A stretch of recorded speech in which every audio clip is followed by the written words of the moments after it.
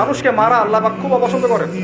বিনা বিচারে মানুষকে মারা আল্লাহ পাক কঠিন অপছন্দ করেন। নির্মম ভাবে মানুষকে মারে না, হকি স্টিক দিয়ে এইখানে সেইখানে, কোন কোন ক্ষেত্রে রিমান্ডে কি মাইকটা মারা হয় না। বিনা বিচারে মানুষকে মারা আল্লাহ পাক কঠিন অপছন্দ করেন।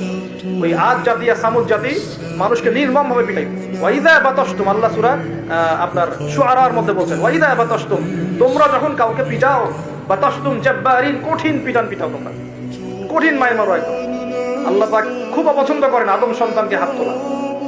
আর আমরা তো কিছু হলে গালে থাপ্পড় মারি না, এটা করি না? এই হাদিসটা মনে রাখবেন, মানুষের গালে মারা নিষেধ আছে, জানতেন?